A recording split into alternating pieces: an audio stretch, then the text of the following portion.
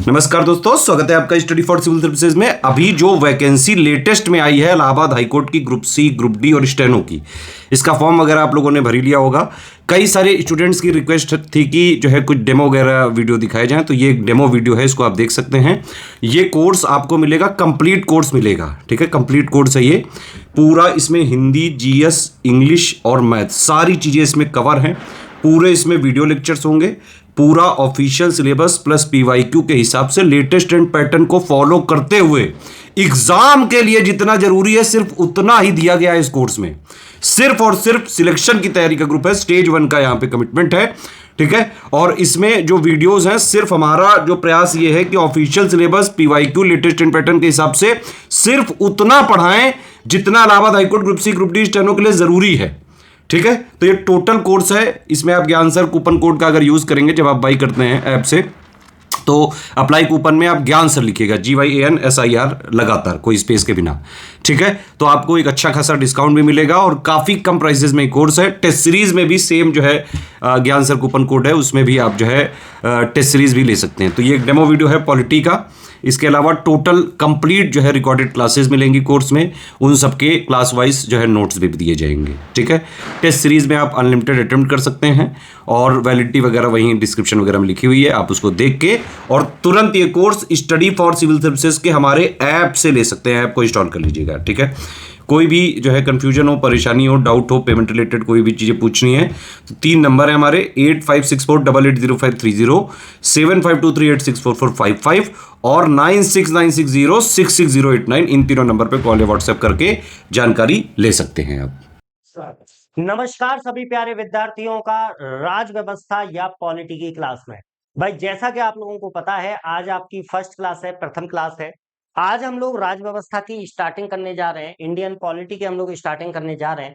और यहाँ पर हम लोग बात करेंगे कि आपके एग्जाम के हिसाब से कौन कौन सी चीजें आपके लिए महत्वपूर्ण हो सकती हैं, जहां से आप लोगों का प्रश्न पूछा जाएगा।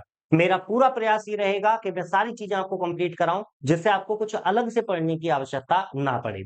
तो भाई सबसे पहले देखिएगा, हम लोग यहाँ पर जानते हैं कि अगर मैं राज व्यवस्था की बात कर रहा हूँ, ठीक है, अगर मैं राज व्यवस्था की बात कर रहा हूँ, तो सबसे पहले यहाँ पर एक क्वेश्चन हमारे दिमाग में आता है कि राज व्यवस्था में हमें पढ़ना क्या है। तो देखिए, अगर मैं आपके संविधान के हिसाब से बात करूं, तो आप लोगों को मुख्य तौर पर जो स्टडी करनी है, जो पढ़ना है, वो आपको भारतीय संविधान पढ़ना है। क्या पढ़ना है आपको? संविधान, या आपको भारतीय संविधान, इंडियन कॉन्स्टिट्यूशन को पढ़ना है।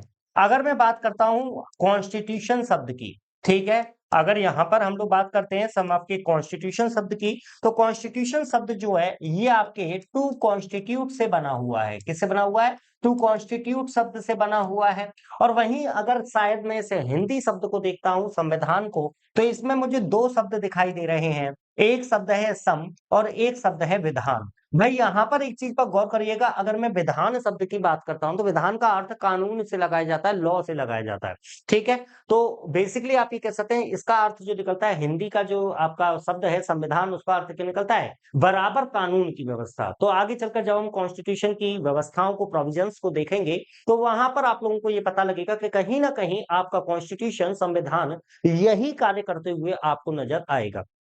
अब अगर मैं इंडियन कॉन्स्टिट्यूशन की बात करता हूं, भारतीय संविधान की बात करता हूं, तो भैया भारतीय संविधान वैसे तो आपको बताया बताया जाता है कि 2 वर्ष 11 महीना 18 दिन, ठीक है, ये आप लोगों को बताया जाता है कि 2 years 11 months और 18 days, ठीक है, इतने दिनों में आपका संविधान बनकर तैयार हुआ था। लेकिन भाई संविधान की अगर हम पृष्ठभूमि में जाते हैं, बैकग्राउंड में जाते हैं, तो संविधान का विकास जो है ये लगभग 350 वर्षों का, 350 years का एक हिस्ट्री रहा है, एक इतिहास रहा है। इन 350 वर्षों में हमारे यहाँ पर ये प्रक्रिया प्रारंभ होती है जब ब्रिटेन के अंदर कंपनी का गठन हुआ था। ब्रिटेन के अंदर एक कंपनी का गठन हुआ था, जिस कंपनी को आप the governor and the governor the governor and company the governor and company of of merchants of England trading into east Indies, ठीक है, ट्रेडिंग इनटू ईस्ट इंडीज। इस नाम की कंपनी का इंग्लैंड में गठन हुआ था। और ये कंपनी कैसी कंपनी थी? तो ये एक ट्रेडिंग कंपनी थी, व्यापारिक कंपनी थी। इस कंपनी को जो ब्रिटेन की महारानी थी, उस ब्रिटेन की महारानी के द्वारा 1600 ईस्वी में एक चार्टर एक्ट दिया गया था। क्या दिया गया था? एक चार्टर एक्ट दिया गया था। यहाँ पर चार्टर का अर्थ क्या होता है? तो आपको याद रखना है, चार्टर का अर्थ होता है अधिकार पत्र। यानी इस एक्ट से, इस ये जो आपका एक्ट था, इस एक्ट के माध्यम से, इस चार्टर एक्ट के माध्यम से जो ब्रिटेन की महारानी थी, वो इस कंपनी को कुछ अधिकार दे रही थी, कुछ राइट्स दे रही थी। और क्या राइट्स दे रही थी? तो इसे ये राइट दिया गया था, ये जो कंपनी थी जिसे आप शॉर्ट में ईस्ट इंडिया कंपनी के नाम से जानते हैं, इसे ये अधिकार दिया गया कि यह कंपनी 15 सालों तक, कितने सालों तक? 15 सालों तक, ठीक है, 15 ईयर्स तक ये कंपनी जो है, ये भारत और पूर्वी देशों के साथ, मतलब इंडिया और ईस्टर्न कंट्रीज के साथ में व्यापार करेगी। मतलब क्या हुआ कि इसमें यह कहा गया था कि कंपनी को व्यापारिक एकाधिकार दिया गया है, ट्रेड मोनोपोली दी गई है। ट्रेड मोनोपोली का मतलब यह है कि ब्रिटेन की ये कंपनी अकेली ऐसी कंपनी होगी जो भारत यानी इंडिया और पूर्वी देश यानी ईस्टर्न कंट्रीज, इनमें व्यापार करेगी। ब्रिटेन की कोई और कंपनी यहां आकर व्यापार नहीं करेगी। ये चीज आपको विशेष तौर पर याद रखना है। तो बेसिकली अगर हम बात करें तो आपके संविधान की स्टार्टिंग होती है, कॉन्स्टिट्यूशन की स्टार्टिंग होती है, वो संवैधानिक विकास से होती है। Constitutional development of India Bharat का संवैधानिक विकास से होती है। तो उसी प्रक्रिया को हम लोग स्टार्ट करते हैं, लेकिन उससे पहले कुछ चीजों को जान लेते हैं सिंपल सिंपल। जैसे अगर आपसे पूछा जाए कि भारत में सर्वोच्च कौन है, ठीक है, भारत में सुप्रीम क्या है, ठीक है, तो याद रखिएगा, भारत में सुप्रीम जो माना गया, सर्वोच्च जो माना गया, वो संविधान को माना जाता है। एग्जाम में क्वेश्चन आता है भारत में सर्वोच्च क्या है, ऑप्शन में डाल देगा सुप्रीम कोर्ट, ऑप्शन में डाल देगा पार्लियामेंट, ऑप्शन में डाल देगा प्रेसिडेंट, ऑप्शन में डाल देगा कॉन्स्टिट्यूशन। तो आपको पता रखना है कि कॉन्स्टिट्यूशन भारत में सर्वोच्च है, सुप्रीम है, उससे ऊपर ना तो राष्ट्रपति है, ना सुप्रीम कोर्ट, ना पार्लियामेंट। मतलब ये भी जो काम करते हैं वो कॉन्स्टिट्यूशन के अंडर या कॉन्स्टिट्यूशन के अधीन ही करते हैं। क्लियर? इसके अलावा अमेरिका की अगर हम बात करें इसी तरीके से, तो अमेरिका में अगर सुप्रीम है की बात करें, तो अमेरिका में जुडिशरी जो है, यानी कि वहां की न्यायपालिका जो है, वो सर्वोच्च मानी गई है, सुप्रीम मानी गई है। और वहीं पर अगर मैं ब्रिटेन की बात करता हूं, तो ब्रिटेन के अंदर वहां की पार्लियामेंट जो है, संसद जो है, उसे सर्वोच्च माना जाता है। तो देखो, तीनों अलग अलग व्यवस्था है। भारत में सुप्रीम कौन है? आपका कॉन्स्टिट्यूशन है। इंग्लैंड में सुप्रीम कौन है? पार्लियामेंट है। और यूएसए में सुप्रीम कौन है? तो वो वहां का आपके न्यायपालिका या जुडिशरी है। क्लियर रहेगा? इसके अलावा देखिएगा, भारत का संविधान विश्व के जो संविधान है उनमें सबसे लंबा लिखित संविधान है। लॉन्गेस्ट रिटन कॉन्स्टिट्यूशन आपका है इंडिया का। यहां पर देखिए, आपको याद रखना है, संविधान जो होते हैं वो संविधान दो प्रकार के हो सकते हैं। एक प्रकार तो यही हो गया लिखित यानी कि रिटन, और एक प्रकार इसका हो सकता है अलिखित। ठीक है, अलिखित। अलिखित मतलब नॉन रिटन, जिसको लिखा ना जाए। ठीक है, अगर आपका संविधान ऐसा है, ठीक है, अगर आपका संविधान ऐसा है जिसे आपके किसी पेपर पर लिखा गया है, ठीक है, जैसे किसी पेपर पर हैंड रिटन किया गया है, लिखा गया है, तो उस संविधान को लिखित संविधान कहते हैं। उदाहरण के तौर पर इंडिया और यूएसए का संविधान, ये कैसे है? रिटन फॉर्म में है, लिखित संविधान है। वहीं पर अलिखित संविधान क्या होता है? अलिखित संविधान वो है जो किसी पेपर पर नहीं लिखा गया है ना, ये केवल और केवल ट्रेडिशन के आधार पर, परंपरा के आधार पर काम कर रहा है। ठीक है, मतलब ट्रेडिशन, परंपरा में जो नियम कानून चल रहे थे, उन्हीं का प्रयोग एज अ कॉन्स्टिट्यूशन, आपके संविधान के तौर पर किया जा रहा है, तो वो होता है अलिखित संविधान। और इसका उदाहरण आपको याद रखना है, इसका उदाहरण है ब्रिटेन का संविधान। ठीक है, ये आपको याद रखना है। आगे देखिएगा, संविधान सभा के द्वारा संविधान का निर्माण किया गया। आगे हम संविधान सभा, कॉन्स्टिट्यूएंट असेंबली को पढ़ेंगे भाई। ठीक है, कॉन्स्टिट्यूएंट असेंबली के बारे में हम लोग पढ़ेंगे, संविधान सभा के बारे में पढ़ेंगे जिसने आपके कॉन्स्टिट्यूशन, संविधान का क्या किया था? निर्माण। संविधान सभा कैसे बनी थी, संविधान सभा में कितने सदस्य थे, संविधान सभा की मुख्य मुख्य बातें जो थी, उनकी बात हम अभी आगे करेंगे। आगे अगर मैं प्रस्तावना की बात करता हूं, तो देखिए, प्रस्तावना जो हमारी कॉन्स्टिट्यूशन है, संविधान है, संविधान का पहला जो पेज है ना, पहला जो पन्ना है, वही प्रस्तावना का है, जिसको क्या बोला जाता है? प्रियम्बल बोला जाता है। क्या बोला जाता है इसे? प्रियम्बल। और उसकी स्टार्टिंग कैसे होती है? हम भारत के लोग। ठीक है, ये एक लाइन लिखी हुई मिलती है, हम भारत के लोग भारत को एक संपूर्ण प्रभुत्व संपन्न है ना, एक संपूर्ण प्रभुत्व संपन्न समाजवादी पंथ निरपेक्ष लोकतंत्रात्मक गणराज्य बनाने के लिए। ठीक है, तो ये वाला शब्द जहां पर मिलता है संप्रभुत्व, जो आपने मैंने बताया ना, प्रभुत्व प्रभुत्व संपन्न, संपूर्ण प्रभुत्व संपन्न, उसे बोलते हैं सोवरन। समाजवादी उसे कहते हैं सोशलिस्ट, पंथ निरपेक्ष उसे कहते हैं सेकुलर, लोकतंत्रात्मक उसे कहते हैं आपके डेमोक्रेटिक। ठीक है, गणराज्य उसे क्या कहते हैं, रिपब्लिक कहते हैं। है ना, ये सब होते क्या है, शब्द अभी आगे आएंगे सारे, कोई टेंशन वाली बात नहीं।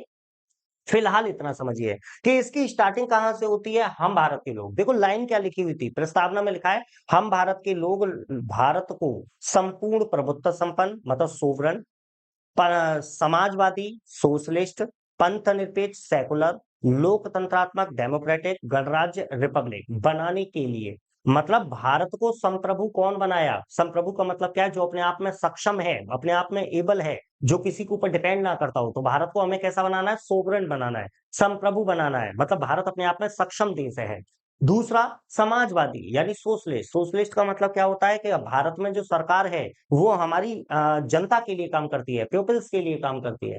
पंथ निरपेक्ष मतलब भारत का अपना कोई धर्म नहीं है। वहीं लोकतंत्रात्मक, भारत में किसका शासन है, लोगों का शासन है। गणराज्य है, भारत एक गणराज्य है, किस प्रकार से, भारत का एक लिखित संविधान है, भारत का अपना खुद का संविधान है ना। और भारत के जो अध्यक्ष होते हैं या हमारे जो कॉन्स्टिट्यूशनल हेड हैं या हमारे संवैधानिक जो प्रमुख हैं, वो संवैधानिक प्रमुख राष्ट्रपति जो हैं, प्रेसिडेंट जो है, उनका चुनाव जो है वो जनता के द्वारा किया जाता है। भले ही इनडायरेक्ट किया जाता है, लेकिन जनता का उसमें पार्टिसिपेशन है, इसीलिए भारत क्या है, गणराज्य।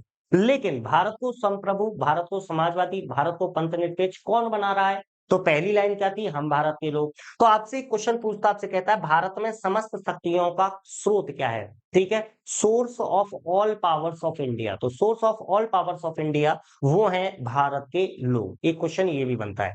इसके अलावा आपको पता रखना है 26 नवंबर 1949 को आपके संविधान को, आपके कॉन्स्टिट्यूशन को या कॉन्स्टिट्यूएंट असेंबली के द्वारा कॉन्स्टिट्यूशन को एडॉप्ट किया गया था। क्या किया गया था, स्वीकार किया गया था। और 26 जनवरी 1950, 26 जनवरी 1950 को आपका संविधान लागू हुआ था। आगे की तरफ थोड़ा सा बढ़ते हैं यहाँ पर। 26 नवंबर, तो आपको पता है 26 नवंबर 1949 जो थी, इस दिन आपके संविधान, आपके कॉन्स्टिट्यूशन को अडॉप्ट किया गया था, यानी कि स्वीकार किया गया था। उसी आधार पर इस दिन को संविधान दिवस मनाया जाता है। आपसे क्वेश्चन आएगा, संविधान दिवस, कॉन्स्टिट्यूशन डे कब मनाया जाता है, तो 26 नवंबर। 1950 में जो संविधान बना था, इसकी मूल प्रति संसद भवन में दिल्ली में हीलियम से भरे केस में सुरक्षित है। एक केस, ठीक है, एक बर्तन है या फिर आप कहिएगा एक डब्बा है, ठीक है, और जो हीलियम से भरा हुआ, उसके अंतर्गत जो आपके संविधान की, जो आपके कॉन्स्टिट्यूशन की हार्ड कॉपी है, उसको सिक्योर रखा गया है, सुरक्षित रखा गया है। क्लियर है, चलिए अब एक एक करके बात करते हैं संवैधानिक विकास की। तो मैंने अभी भी आपको बताया भारत का संवैधानिक विकास एक लंबा इतिहास रहा है, 350 वर्षों का इतिहास। कब से स्टार्ट होता है, जब से कंपनी का गठन हुआ था। तो सबसे पहले इसको हम दो भागों में बांट लेंगे। ब्रिटिश ईस्ट इंडिया कंपनी के द्वारा पारित अधिनियम, act passed under the British east India company. इसमें 1773 से 1858 के बीच में जितने भी एक्ट आए भारत, वो सब आ जाएंगे। उनकी मुख्य मुख्य बातें, उनकी इंपॉर्टेंट जो बातें हैं, वो हम लोगों को पढ़नी होगी। ऐसे ही दूसरा है ब्रिटिश संसद क्राउन, 1858 से 1947 के द्वारा पारित अधिनियम। मतलब 1858 से 1947 के बीच में जो भी एक्ट हमारे यहाँ पर भारत आए हैं, उनकी मुख्य मुख्य बातें आपको पढ़नी है। ठीक है, तो स्टार्टिंग करते हैं। 1600 का पहला चार्टर एक्ट था, जिसके बारे में मैं आपको बता चुका हूं। अब हम उसके बाद डायरेक्ट जंप कर आते हैं 1773 के रेगुलेटिंग एक्ट का। 1773 के रेगुलेटिंग एक्ट की मैं बात करूं, तो इससे पहले की जो थोड़ी पृष्ठभूमि थी, उसके बारे में थोड़ा सा याद रखिएगा। 1773 से पहले, 1773 से पहले भारत में कुछ घटनाएं घटित हुई थी। जैसे 1757, 1757 में प्लासी का युद्ध, 1759 बेदारा का युद्ध, 1761 डिवास का युद्ध, और 1761 जिसमें आपके पानीपत का थर्ड युद्ध हुआ था, और फिर 1764 यानी बक्सर का युद्ध। इन युद्धों के कारण क्या होता कि कंपनी की जो पावर थी, वो कंपनी की पावर बढ़ गई। और कंपनी जो केवल भारत में या भारत के साथ में पूर्वी देशों में, ईस्टर्न कंट्रीज में जो ट्रेड करने आई थी, व्यापार करने आई थी, अब धीरे धीरे यहाँ की पॉलिटिकल पावर जो है वो कंपनी को प्राप्त होगी। तो 1773 में एक एक्ट आया जिसको रेगुलेटिंग एक्ट के नाम से जाना जाता है। क्या कहते हैं इसको, रेगुलेटिंग एक्ट। बहुत फेमस एक्ट है, बहुत इंपॉर्टेंट एक्ट है। मुख्य मुख्य बातें क्या है 1773 की, वो आपको याद रखनी है। सबसे पहली चीज तो आपको याद रखना है, आपसे पूछा जाए कि कंपनी पर पहली बार प्रतिबंध कब लगाया गया था। ठीक है, तो यहां पर इसको याद रखिएगा, कंपनी पर लगाया गया पहला प्रतिबंध। ठीक है, पहला प्रतिबंध फर्स्ट रेस्ट्रिक्शन है ये भैया, फर्स्ट रेस्ट्रिक्शन ऑन कंपनी। मतलब क्या हुआ, इससे पहले कंपनी भैया जैसे चाहे वैसे काम कर रही थी, लेकिन पहली बार कंपनी के ऊपर कुछ नियम कानून लगाने का काम 1773 में किया गया था। इसी वजह से इसको रेगुलेटिंग एक्ट भी कहा गया। ठीक है, दूसरा काम क्या है, इस एक्ट के द्वारा, ये पहला ऐसा एक्ट है जिसके माध्यम से भारत में केंद्रीय प्रशासन की नींव रखी गई। ठीक है, foundation of central administration was laid. ठीक है, अभी तक कंपनी जो थी वो कंपनी अपने कार्यों को कर रही थी, लेकिन किसी भी प्रकार का एक एडमिनिस्ट्रेटिव स्ट्रक्चर नहीं था, यानी कि हमारे यहाँ पर उस समय पर प्रशासनिक ढांचा नहीं था। उसको पहली बार जो केंद्रीय प्रशासन था उसको लागू करने की जो कोशिश की गई थी, एफर्ट किया गया था, वो 1773 में। डायरेक्ट क्वेश्चन आएगा, भारत में किस एक्ट के द्वारा केंद्रीय प्रशासन की नींव रखी गई। क्लियर। इसके बाद आपको याद रखना है भाई, बंगाल के अंदर एक पद हुआ करता था, बंगाल का गवर्नर। बंगाल में एक ऑफिशियल हुआ करता था जिसे बंगाल का गवर्नर कहते थे। लेकिन बाद में उसके पदनाम को, उसके जो पोस्ट थी, उस पोस्ट के नाम को चेंज किया गया। जैसे इस एक्ट के द्वारा बंगाल के गवर्नर को बंगाल के गवर्नर जनरल के रूप में नामित किया गया।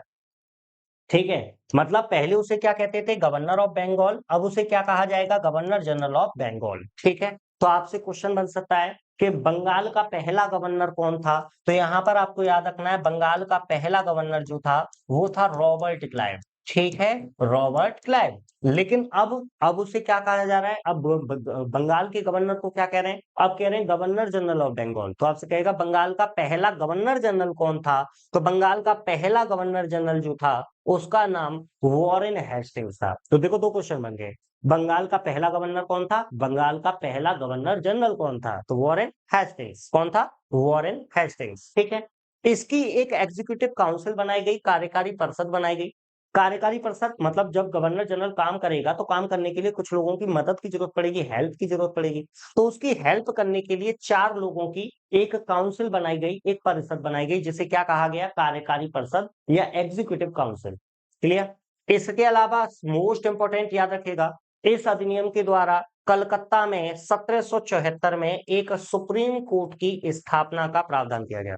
भाई देखो दो तरीके से क्वेश्चन बनता है। पहला क्वेश्चन, सुप्रीम कोर्ट, कलकत्ता में सुप्रीम कोर्ट की स्थापना का प्रोविजन, प्रावधान कब किया गया, इस्टेब्लिश, जो आपके सुप्रीम कोर्ट का इस्टेब्लिशमेंट था उसके लिए प्रोविजन कब किया गया, तो 1773 के रेगुलेटिंग एक्ट से किया गया। लेकिन अगर आपसे पूछे कि सुप्रीम कोर्ट कब स्थापित हुआ, है ना, स्थापित कब हुआ, इस्टेब्लिश कब हुआ, तो ये इस्टेब्लिश हुआ था 1774 में। दोनों अलग अलग क्वेश्चन है। 1774। इसके पहले मुख्य न्यायाधीश जो थे वो कौन थे, सर एलिजा इम्पे। ठीक है, सर एलिजा इम्पे का नाम आपको याद रखना है।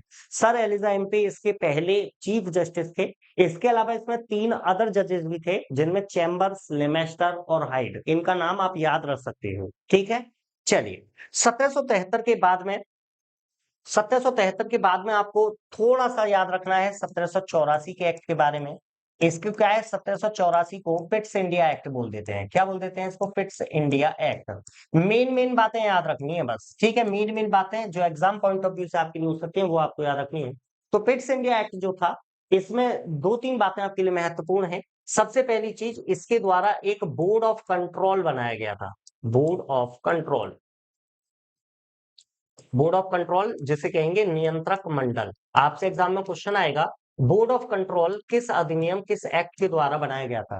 भाई जो कंपनी थी ना, उस कंपनी को क्या करना चाहिए, कंपनी को क्या काम करने हैं, क्या काम नहीं करने हैं, वो सब डिसाइड करने के लिए अब तक क्या था, इंग्लैंड के अंदर बोर्ड ऑफ डायरेक्टर हुआ करता था, बीओडी, जिसे निदेशक मंडल कहते थे।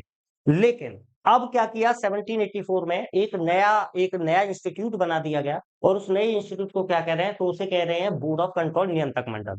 मतलब अब कंपनी से संबंधित कोई भी डिसीजन होगा तो उस डिसीजन में बोर्ड ऑफ कंट्रोल का डिसीजन भी शामिल होगा। तो एक तरीके से 1773 1773 रेगुलेटिंग एक्ट के द्वारा जो रेस्ट्रिक्शन लगाए गए थे, प्रतिबंध लगाए गए थे, उनको थोड़ा सा बढ़ाया गया। इसके अलावा आपको याद रखना है, इसके द्वारा आपके यहाँ बंगाल में द्वैध शासन की शुरुआत हुई। ठीक है, द्वैध शासन इंप्लीमेंट किया गया। द्वैध शासन जिसको हम लोग आपके डायरकी के नाम से जानते हैं, क्या कहते हैं उसको, डायरकी।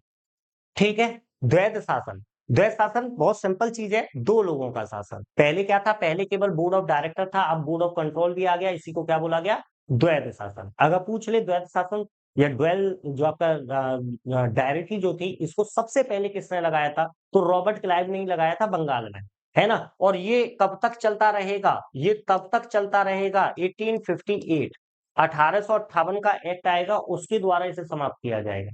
क्लियर है। बंगाल में रॉबर्ट क्लाइव ने जो द्वैध शासन लगाया था उसे खत्म कर दिया था वॉरेन हेस्टिंग ने, बाद में 1784 के एक्ट के द्वारा इसे दोबारा लगाया गया। एक आपको जोड़कर याद रखना है 1813 का एक्ट, इसमें बस जो महत्वपूर्ण बातें हैं, ठीक है, उसमें सबसे महत्वपूर्ण है कंपनी का व्यापारिक एकाधिकार समाप्त हो गया। आपको याद है ना, कंपनी को ट्रेड मोनोपोली मिली हुई थी, ठीक है, कंपनी को ट्रेड मोनोपोली मिली हुई थी, मतलब कि ब्रिटेन की कोई और कंपनी भारत में आकर व्यापार नहीं कर सकती थी। लेकिन अब क्या कर दिया गया कि कंपनी का व्यापारिक एकाधिकार समाप्त कर दिया, इंग्लैंड की कोई और कंपनी आकर भी व्यापार कर सकती थी। आगे बात समझ में, इसको क्या बोलेंगे, व्यापारिक एकाधिकार कानून। लेकिन साथ में यह भी कह दिया गया कि भैया चाय और चीन का व्यापार बना रहेगा, मतलब कंपनी पर अभी चाय का व्यापार, चाय बेसिकली वस्तु है यहाँ पर, और एक चीन, चीन देश के साथ में व्यापार, ठीक है, चीन देश के साथ में व्यापार, ये व्यापार अभी उसके पास छोड़ दिया गया। मतलब एक डिस्काउंट के तौर पर, छूट के तौर पर कह दिया गया, चलो ठीक है, चाय का व्यापार अभी भी आप ही करोगे, और चीन देश के साथ में किसी भी प्रोडक्ट, किसी भी वस्तु का व्यापार यही कंपनी करेगी। तो भैया बहुत इंपॉर्टेंट है, याद रखिएगा।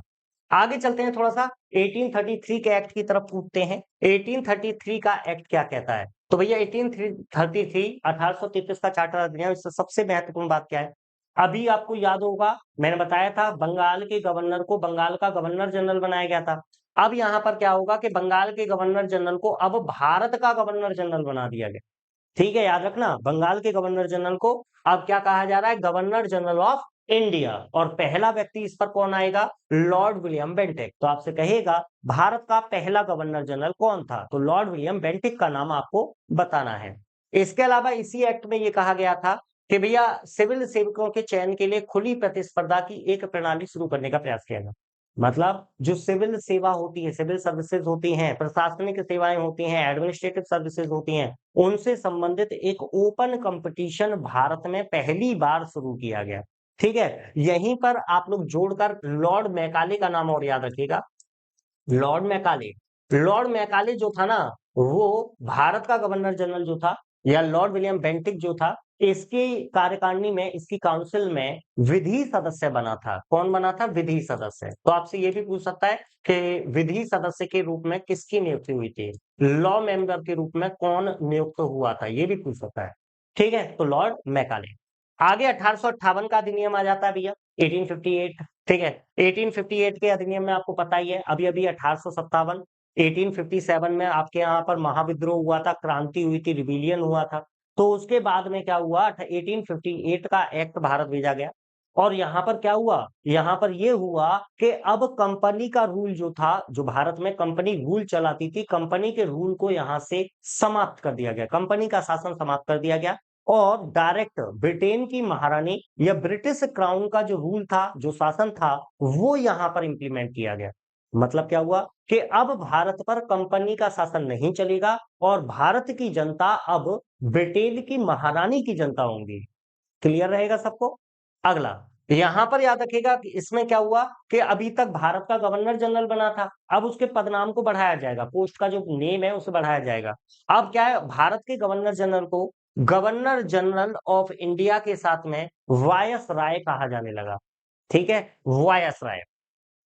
अब भैया वायसराय शब्द उसमें जोड़ दिया गया, अब क्या कहा जाएगा उसे, भारत का गवर्नर जनरल और वायसराय। यहाँ वायसराय का अर्थ क्या होता है, तो याद रखिएगा वायसराय का अर्थ रिप्रेजेंटेटिव से है। ठीक है, वायसराय का अर्थ किससे है, ठीक है, वायसराय का जो अर्थ है वो रिप्रेजेंटेटिव से है। रिप्रेजेंटेटिव यानी कि आप इसे क्या कहेंगे, आप इसे प्रतिनिधि कहेंगे। मतलब यहां पर महारानी, ब्रिटिश क्राउन जो है, ब्रिटेन की महारानी जो है, वो ये बता देना चाहती है कि गवर्नर जनरल अपने आप में काम नहीं कर रहा है, या गवर्नर जनरल अपने आप में सर्वे सर्वा नहीं है। गवर्नर जनरल सुप्रीम नहीं है, गवर्नर जनरल एक रिप्रेजेंटेटिव है, एक प्रतिनिधि है, किसका, महारानी का। तो याद रखिएगा वायसराय शब्द का अर्थ क्या है, इसके अलावा इस पद पर पहला व्यक्ति कौन आएगा? लॉर्ड केनिंग आएंगे। पहले व्यक्ति कौन आएंगे? लॉर्ड केनिंग, भारत के पहले गवर्नर जनरल और वायसराय। ये कुछ मुख्य बातें थी 1858 की जो आपको याद रखना है। इसके बाद में देखिएगा आपका मोस्ट इंपोर्टेंट जो है, इससे पहले वैसे अगर मैं आपको बताना चाहूं तो देखो एक 1861 का एक्ट भी है। 1861 के एक्ट में बस आप इतना याद रखिएगा, एक क्वेश्चन आप लोगों से पूछ लेता है कि भारत में पोर्टफोलियो सिस्टम या कहते हैं इसको विभागीय प्रणाली कब शुरू की गई? विभागीय प्रणाली कब शुरू की गई या किसने शुरू की? तो 1861 याद रखिएगा और शुरू करने वाले में लॉर्ड केनिंग का नाम याद रखिएगा। इतना इंपॉर्टेंट है आपके लिए बस, ठीक है। 1909 का एक्ट आया था भाई, 1909 का। इसको बेसिकली मार्ले मिंटो सुधार यानी मार्ले मिंटो रिफॉर्म के नाम से आने आता है। यहाँ पर मार्ले कौन है? तो मार्ले जो है वो भारत सचिव है। भाई एक नया पद 1858 में बना था। 1858 में इंग्लैंड के अंदर एक नया पद बनाया गया था भारत सचिव के नाम से, इंडिया सेक्रेटरी के नाम से। तो 1909 में भारत सचिव, राज्य सचिव कौन थे? तो वो थे जॉर्ज मार्ले। और वायसराय कौन था? तो वायसराय थे मिंटो। इन दोनों ने मिलकर इसे बनवाया था, तो नाम क्या पड़ गया? मार्ले मिंटो सुधार। क्लियर है? सबसे इंपॉर्टेंट चीज क्या थी? इसके द्वारा भारत में फूट डालो राज करो नीति को बढ़ा दिया गया। फूट डालो राज करो जैसे डिवाइड एंड रूल पॉलिसी बोलते हैं, ठीक है। इसमें क्या किया गया कि मुसलमानों के लिए अलग सांप्रदायिक प्रतिनिधित्व की एक प्रणाली शुरू की गई, ठीक है। मुसलमानों को क्या दिया गया? मुस्लिमों को क्या दिया गया? सेपरेट इलेक्टोरेट दिया गया। अब आप कहोगे सर सेपरेट इलेक्टोरेट का मतलब क्या है? मतलब ये कहा गया कि मुस्लिम कैंडिडेट को केवल मुस्लिम वोटर ही वोट दे सकता है, मतलब हिंदू मुस्लिम को वोट नहीं करेगा। मुस्लिम कैंडिडेट को केवल मुस्लिम वोटर ही वोट दे सकता है। तो इससे कहीं ना कहीं लोगों के बीच में क्या आएगी? फूट पड़ेगी। मुस्लिम हिंदू के बीच में क्या होगा? फूट पड़ेगी, वो आपस में डिवाइड होंगे और उसका फायदा अंग्रेजों को मिलेगा। तो फूट डालो राज करो नीति यही तो थी। तो इसको बढ़ावा किससे दिया गया था? 1909 में इसको बढ़ाने का प्रयास किया गया। इसके अलावा आपको याद रखना है कि लॉर्ड मिंटो को सांप्रदायिक मतदाताओं के पिता के रूप में जाना जाने लगा। इसके साथ में एक और याद रखिएगा, एक पॉइंट मैं आपको और बता देता हूं प्लस में, इसे भी याद कर लीजिए। एक व्यक्ति है जिनका नाम है सत्येंद्र प्रसन्न सिन्हा। क्या नाम है? सत्येंद्र प्रसन्न सिन्हा, एसपी सिन्हा याद रखना। एसपी सिन्हा जो थे ये पहले भारतीय थे जो गवर्नर जनरल की एग्जीक्यूटिव काउंसिल यानी कार्यकारिणी परिषद में पहुंचे थे, ठीक है। याद रखेगा एग्जाम में क्वेश्चन क्या आएगा? गवर्नर जनरल की कार्यकारिणी में, executive council of governor general में अपॉइंट होने वाले पहले इंडियन कौन थे? तो पहले इंडियन कौन थे? एसपी सिन्हा। क्लियर रहेगा? चलिए आगे चलते हैं। 1919 आया था, 1919। इसको भी नाम दिया गया है, इसको मॉन्टेस्क्यू चेम्सफोर्ड रिफॉर्म के नाम से जाना जाता है। क्या कहते हैं इसको? Montesquieu Chelmsford reform. यहाँ पर मॉन्टेस्क्यू कौन है या मॉन्टेग्यू लिखा रहता है, तो मॉन्टेस्क्यू जो है वो भारत सचिव है, इंडिया सेक्रेटरी है। चेम्सफोर्ड कौन है? तो गवर्नर जनरल वायसराय है। काम क्या क्या हुआ? तो यहाँ पर आपको याद रखना है कि ये एक्ट वैसे 1919 में बना था, लेकिन ये लागू कब से हुआ है, इंप्लीमेंट कब से हुआ? 1921 में। इसके द्वारा क्या किया गया कि एक लोक सेवा आयोग के गठन की बात की गई। मतलब जो एडमिनिस्ट्रेटिव सर्विसेज होती हैं, प्रशासनिक सेवाएं होती हैं, सिविल सर्विस जो होती है, सिविल सर्विस में नौकरी करना कराने के लिए कंपटीशन या नौकरी कराने के लिए जो उनकी एलिजिबिलिटी है, योग्यता है, उस योग्यता को कौन चेक करेगा? परीक्षा कौन कराएगा? एग्जामिनेशन कौन कराएगा? तो उसके लिए लोक सेवा आयोग के गठन की बात की गई। और ये पब्लिक सर्विस कमीशन कब बनकर तैयार हुआ? 1926। आपसे क्वेश्चन आएगा भारत में लोक सेवा आयोग सबसे पहले कब बनाया गया? था भारत में पब्लिक सर्विस कमीशन को सबसे पहले स्टैब्लिश किया गया था 1926 में, लेकिन प्रोविजन जो था वो 1919 के एक्ट में था। ओके, चलिए इसके अलावा आपको याद रखना है कि इसके द्वारा क्या हुआ कि पहली बार द्विसदनीय, पहली बार जो विधायिका थी, विधायिका मतलब लेजिस्लेचर, लेजिस्लेचर का काम क्या होता है? कानून को बनाना। जैसे आज की डेट में आपकी पार्लियामेंट है, संसद है, संसद का काम क्या है? कानून का निर्माण करना, लॉ मेकिंग करना। लेकिन हमारी संसद भी दो सदन वाली है, एक लोकसभा एक राज्यसभा, पता है ना आपको। तो ऐसे ही आपको याद रखना है कि अभी तक, इससे पहले तक भारत में जो विधायिका होती थी, लेजिस्लेचर होता था, वो केवल एक ही हाउस होता था, एक ही सदन होता था। पहली बार 1919 में, पहली बार 1919 में उससे दो सदन कर दिए गए। तो आपसे कहेगा विधायिका को द्विसदनीय कब बनाया गया? ड्वेल हाउसेस या बाई कैमरल बोलते हैं इसे, क्या बोलते हैं? By cameral. बाइकैमरल, हमारे यहाँ बाइकैमरल सिस्टम को कब अपनाया गया था? 1919 में। और प्रत्यक्ष चुनाव प्रणाली की शुरुआत हुई। प्रत्यक्ष निर्वाचन प्रणाली का मतलब क्या होता है? डायरेक्ट वोटिंग सिस्टम का मतलब क्या होता है?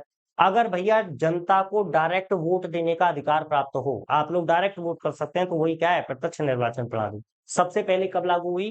1919। और एक और पॉइंट साथ में जोड़कर याद कर लेना, इस एक्ट के द्वारा जो भारतीय सिख थे, इंडियन सिख जो थे, उनको पृथक निर्वाचक मंडल दे दिया गया था। जैसे मुस्लिमों को दिया गया था, वैसे ही भारतीय सिखों को भी दिया गया था। यानी कि फूट डालो राज करो जो नीति है, सांप्रदायिकता जो है, उसको बढ़ाने का प्रयास किया गया। क्लियर है? चलिए आगे चलते हैं। इससे ऊपर पहुंचोगे तो 1935 का एक्ट आ जाता है, 1935 का अधिनियम। 1935 के अधिनियम से सबसे पहले आपको याद रखना है कि भारत को एक संघ बनाने की घोषणा की गई थी। इस एक्ट के द्वारा एक भारतीय संघ, ठीक है, यानी कि इंडिया फेडरल या इंडिया यूनियन कह लीजिए, ठीक है। फेडरल सिस्टम जो हमारे यहाँ पर अपनाया गया था, है ना, वो बेसिकली 1935 के अधिनियम में आया था। 1935 में ये कहा गया था, 1935 के एक्ट में ये कहा गया था कि इंडिया जो है उनमें मतलब जैसे पहले रियासतें वगैरह होती थी, राजा महाराजा के किंग्स प्रोविंसेस होते थे या प्रिंसली स्टेट होते थे, उन सबको मिलाकर क्या होगा? एक अखिल भारतीय भारत बनाया जाएगा, एक अखिल भारतीय भारत। ठीक है, तो भारतीय संघ बनाने की जो घोषणा की गई थी वो 1935 में की गई थी। इसके अलावा जो भारतीय हरिजन थे, भारतीय हरिजन जो थे, उनको भी पृथक निर्वाचक मंडल दिया गया। सेपरेट इलेक्टोरेट भारतीय हरिजनों को कब मिला था? 1935 में। इसके अलावा याद रखिएगा, केंद्र में द्वैध शासन लागू हुआ। क्या? केंद्र में द्वैध शासन। केंद्र में द्वैध शासन का मतलब क्या है कि जो सरकार है उसे दो पार्ट में बांट दिया जाएगा। तो इस तरीके से भी पूछ लेता केंद्र में द्वैध शासन कब लागू हुआ। इसके अलावा संघीय लोक सेवा आयोग, यूनियन पब्लिक सर्विस कमीशन, प्रांतीय लोक सेवा आयोग, प्रोविंशियल पब्लिक सर्विस कमीशन, संयुक्त लोक सेवा आयोग यानी कि ज्वाइंट पब्लिक सर्विस कमीशन, संघीय न्यायालय, फेडरल कोर्ट, भारतीय रिजर्व बैंक, आरबीआई, इन सब का जो उल्लेख है वो कहां पर है? 1935। हाँ, संघीय न्यायालय फेडरल कोर्ट भारत का भैया जो स्थापित हुआ था वो दिल्ली में हुआ था, और इसके पहले चीफ जस्टिस जो थे वो सर मॉरिस गुआयर थे। कौन थे? आपसे कहेगा भारत में संघीय न्यायालय की स्थापना कब की गई? ठीक है, भारत में संघीय न्यायालय फेडरल कोर्ट की स्थापना कब की गई? तो 1935 के अधिनियम में। काम करना इसने कब से शुरू किया? 1937 में। इसके पहले चीफ जस्टिस कौन थे? तो सर मॉरिस गुआयर। इसके बाद में आपको पता भी है इंडिया आजाद हो जाता है ना। बीच की घटनाओं में आप लोग इतना याद रख सकते हैं केवल। इसके बाद में 1942 का क्रिप्स मिशन भारत आया था। डेट पूछ सकता है केवल, ठीक है। 1942 का क्रिप्स मिशन भारत आया था। और इसके बाद में 1946 में, ठीक है, 1946 में कैबिनेट मिशन को भारत भेजा गया था। ठीक है भाई, कैबिनेट मिशन। इस कैबिनेट मिशन के बारे में एक पॉइंट मैं आप लोगों को बता देता हूं, इंपॉर्टेंट है, कि आपकी जो संविधान सभा है, कॉन्स्टिट्यूएंट असेंबली, मतलब जिसने संविधान का निर्माण किया था, संविधान सभा, उस संविधान सभा का प्रारूप जो था, ड्राफ्ट जो था, वो कैबिनेट मिशन ने तैयार किया था। संविधान सभा में कितने सदस्य होंगे, चुनाव कैसे होंगे, कितनी महिलाएं होंगी, ये सब किसने डिसाइड किया था? कैबिनेट मिशन ने। उसके बाद 1947 का आपका स्वतंत्रता अधिनियम आएगा, और उसके द्वारा इंडिया को आजाद कर दिया जाएगा। भारत और पाकिस्तान दोनों को 14 अगस्त को पाकिस्तान और 15 अगस्त को भारत आजाद कर दिए जाएंगे। तो यहाँ पर आपका टॉपिक जो है भारत का संवैधानिक विकास, कॉन्स्टिट्यूशनल डेवलपमेंट ऑफ इंडिया, उतनी इतनी जितनी चीजें मैंने आपको बताई हैं, ये चीजें आपको एग्जाम के हिसाब से याद रखनी है। थोड़ा सा आगे की तरफ बढ़ते हैं। संविधान सभा और संविधान के निर्माण की बात करते हैं। ज्यादातर चीजें फैक्चुअल है, यहाँ पर ज्यादातर चीजें फैक्चुअल है, आप लोगों को याद करनी पड़ेंगी। अगर आपसे पूछे संविधान सभा का पहला विचार किसने दिया, तो संविधान सभा का पहला विचार 1934 में आपके एम एन रॉय यानी मानवेंद्र नाथ रॉय ने पहला विचार दिया था। पहला जो कॉन्सेप्ट है, पहला आइडिया है, वो पहला आइडिया किसका था? M N Roy. आपसे क्वेश्चन आएगा कि संविधान सभा कॉन्स्टिट्यूएंट असेंबली का पहला आइडिया किसने दिया? तो एम एन रॉय, 1934। 1940 में अगस्त प्रस्ताव आया था, अगस्त प्रपोजल आया था। उसमें भी संविधान सभा की मांग रखी गई थी। उसमें भी कहा गया था कॉन्स्टिट्यूएंट असेंबली होनी चाहिए कॉन्स्टिट्यूशन के निर्माण के लिए। कैबिनेट मिशन योजना, अभी अभी पता क्या है? कैबिनेट मिशन योजना द्वारा सुझाए गए प्रस्तावों के तहत 6 दिसंबर 1946 को संविधान सभा का गठन हुआ। वास्तव में भैया याद रखिएगा, कि संविधान सभा के लिए आपके इलेक्शन जो कॉन्स्टिट्यूएंट असेंबली थी उसके लिए आपके यहाँ पर इलेक्शन कराई गई थी और इलेक्शन के बाद में 6 दिसंबर 1946 को कॉन्स्टिट्यूएंट असेंबली संविधान सभा का क्या हो गया गठन। इसमें याद रखिए आपसे कहते हैं क्योंकि उस समय पर महात्मा गांधी और एम ए जिन्ना ये दो बड़े नाम थे, लेकिन ये दोनों ही संविधान सभा कॉन्स्टिट्यूएंट असेंबली के मेंबर नहीं थे, ये और याद रखिए। आगे की तरफ देखिएगा आधुनिक भारतीय कला के अग्रणी नंदलाल बोस। नंदलाल बोस जो है भैया उन्होंने संविधान को सजाने का काम किया है, ठीक है, संविधान को अट्रैक्टिव बनाने का काम किया, उसके बॉर्डर वगैरह को बनाने का काम किसने किया है? नंदलाल बोस। अच्छा एक क्वेश्चन और बता देता हूं, आपसे पूछ लेता है संविधान को किसने अपने हाथों से लिखा था? तो वो थे नारायण प्रेम बिहारी प्रेम बिहारी नारायण प्रेम बिहारी नारायण रायजादा। ये भी क्वेश्चन आ जाता है, ठीक है। ये कौन थे? ये थे भैया सुलेखक।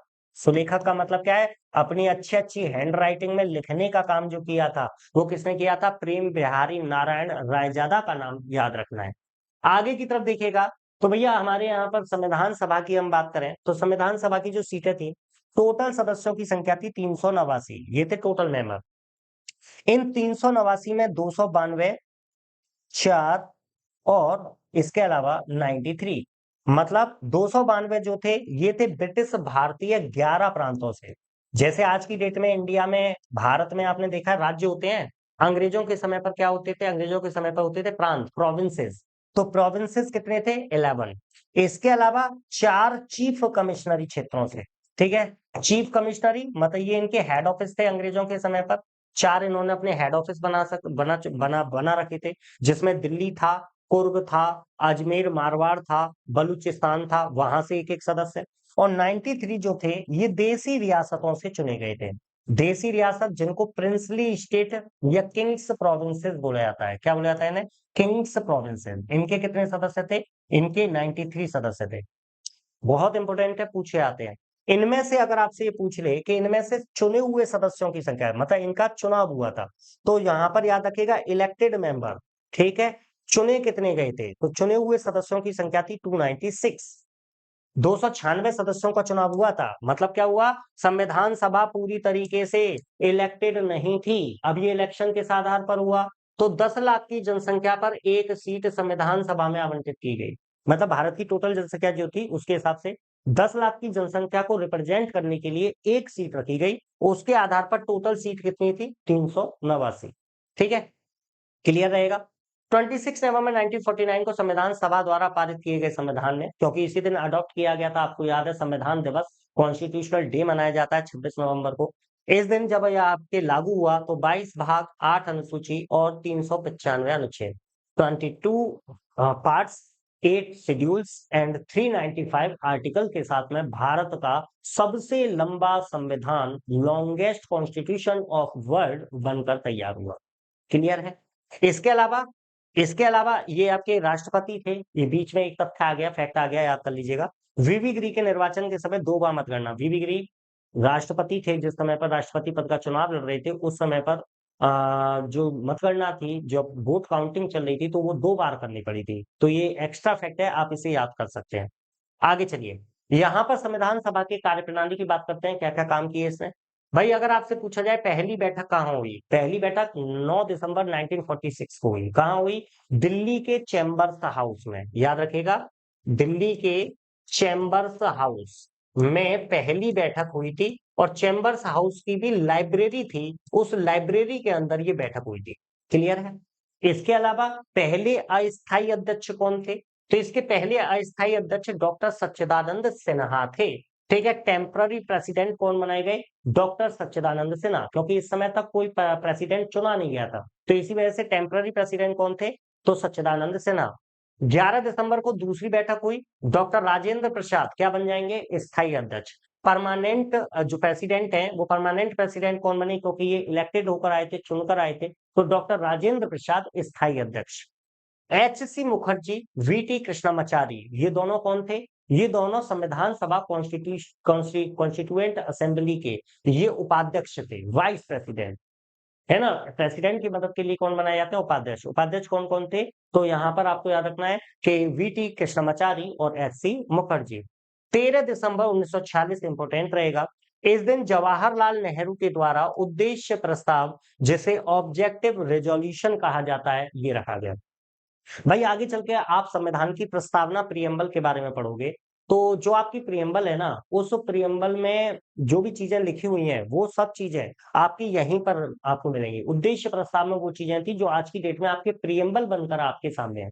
तो पूछता है उद्देश्य प्रस्ताव ऑब्जेक्टिव रेजोल्यूशन कब रखा गया? 13 दिसंबर। आगे की तरफ 2 साल 11 महीना 18 दिन, ठीक है, मैं ये बनकर तैयार हो गई भैया। संविधान के निर्माण पर टोटल खर्च कितना आया? 64 लाख का आया। 26 नवंबर 1949 11वें सत्र के आखिरी दिन संविधान को क्या हुआ? अपनाया गया। ठीक है, ये बता चुका हूं। हस्ताक्षर के लिए संविधान सभा की बैठक अंततः 24 जनवरी 1950। यहां पर एक क्वेश्चन आपसे आता है कि आपसे कहेगा संविधान सभा की अंतिम बैठक कब हुई? तो अंतिम बैठक कब हुई है? 24 जनवरी 1950। बी एन राव, बेनेगल नरसिंह राव जो थे, बी एन राव, इनको क्या बनाया गया? संवैधानिक सलाहकार, यानी कि कॉन्स्टिट्यूशनल एडवाइजर, कॉन्स्टिट्यूशन की एडवाइस देने वाले। ठीक है, संवैधानिक सलाहकार जो थे। क्वेश्चन आएगा संवैधानिक सलाहकार कौन थे? तो बी एन राव। और भैया महिलाओं की संख्या कितनी थी? 15, आपको याद रखनी है। संविधान सभा में महिलाएं कितनी थी? 15। इसके अलावा यहाँ पर देखिएगा संविधान सभा जो थी उसके द्वारा कुछ चीजों को स्वीकार किया गया था, अडॉप्ट किया गया था, एक्सेप्ट किया गया था, तो उनकी डेट पूछ लेता है। तो यहाँ पर डेट याद रखनी है। संविधान सभा ने मई 1949 में, मई 1949 में राष्ट्रमंडल कॉमनवेल्थ की सदस्यता, मेंबरशिप हासिल की। राष्ट्रमंडल का मतलब क्या होता है कि ऐसे देश जो पहले कभी ब्रिटेन के अधीन थे लेकिन बाद में आजाद हो गए, तो उनको मिलाकर एक संस्था बनी थी जिसको राष्ट्रमंडल कॉमनवेल्थ कहते थे। 22 जुलाई 1947 को नेशनल फ्लैग, राष्ट्रीय ध्वज को एक्सेप्ट किया गया। 24 जनवरी 1950 राष्ट्रगान, नेशनल एंथम जो है उसे स्वीकार किया गया। 24 जनवरी 1950 को ही राष्ट्रीय गीत, नेशनल सॉन्ग जो है उसे अडॉप्ट किया गया। और 24 जनवरी 1950 को राजेंद्र प्रसाद जी, इनको भारत का पहला प्रेसिडेंट यानी राष्ट्रपति घोषित किया गया। ये बात याद रखिएगा। ठीक है, यही चीजें, सारी चीजें आपको मिल जाएंगी। अन्य महत्वपूर्ण तथ्य इस बारे में तो देख लीजिए भैया। आपकी संविधान सभा जो थी, कॉन्स्टिट्यूएंट असेंबली जो थी, उसके कामों को करने के लिए कुछ कमेटी बनाई गई थी। तो उनमें एक बहुत महत्वपूर्ण कमेटी थी, वो थी प्रारूप समिति, ड्राफ्टिंग कमेटी। ठीक है, ड्राफ्टिंग कमेटी। इसके अध्यक्ष जो थे वो डॉक्टर बी आर अम्बेडकर थे। और इनके अलावा इसमें कितने सदस्य थे? तो 6। तो आपसे क्वेश्चन पूछ सकता है कि संविधान की प्रारूप समिति, ड्राफ्टिंग कमेटी ऑफ कॉन्स्टिट्यूशन में सदस्यों की संख्या कितनी थी? तो 7। डॉक्टर बी आर अम्बेडकर को मिलाकर। डॉक्टर बी आर अम्बेडकर कौन थे? इसके अध्यक्ष थे। कैबिनेट मिशन मार्च 1946 में भारत पहुंचा। इस मिशन के सदस्य कौन कौन थे? सदस्यों के नाम पूछ सकता है। Stafford Cripps, Patrick Lawrence, A B Alexander, ये तीनों कौन थे? ये कैबिनेट मिशन के आपके सदस्य थे। कैबिनेट मिशन ने क्या किया था? संविधान सभा, कॉन्स्टिट्यूएंट असेंबली का ड्राफ्ट तैयार किया था, प्रारूप तैयार किया था। इसके अलावा संविधान सभा ने ये कामों को करने के लिए, अभी भी मैंने बताया, कई सारी कमेटीज बनाई थी। 8 बड़ी समितियां थी और उसमें कई छोटी छोटी समितियां थी। संविधान सभा की सभी समितियों में सबसे ज्यादा महत्वपूर्ण थी प्रारूप समिति, जिसके बारे में अभी मैंने बताया। 29 अगस्त 1947 को हुआ था। यह वह समिति थी जिसे नए संविधान का प्रारूप तैयार करने की जिम्मेदारी सौंपी गई। प्रारूप समिति, ड्राफ्टिंग कमेटी बहुत इंपॉर्टेंट है एग्जाम पॉइंट ऑफ व्यू से। अब आते हैं भाई कॉन्स्टिट्यूशन के बारे में थोड़ी सी मोटी मोटी एक समझ बनाते हैं। कॉन्स्टिट्यूशन में हमें पढ़ना क्या क्या है, जो जो आपके लिए मोस्ट इंपोर्टेंट होगा मैं उसको स्टार मार्क करता हुआ जाऊंगा, आप समझ जाइएगा, वो आपके लिए इंपोर्टेंट है। सबसे पहले संविधान के भागों की बात कर रहे हैं। किसकी बात कर रहे हैं? संविधान के प्रमुख भाग। वैसे सारे हैं यहाँ पर, लेकिन आपके लिए जो इंपोर्टेंट होगा वो मैं आपको यहाँ पर स्टार मार्क करूंगा। जैसे पहला है, पहला भाग बताता है संघ और राज्य क्षेत्र के बारे में, पूछा जाता है भाई। अनुच्छेद आर्टिकल 1 से लेकर 4 तक पढ़ना होता है। नागरिकता, सिटीजनशिप आपके लिए इंपॉर्टेंट है। मौलिक अधिकार, फंडामेंटल राइट्स, जिसका उल्लेख आर्टिकल 12 से लेकर 35। आपसे क्वेश्चन आ जाएगा मौलिक अधिकार, फंडामेंटल राइट्स का उल्लेख जो है वो संविधान के किस भाग में है? पार्ट 3 में।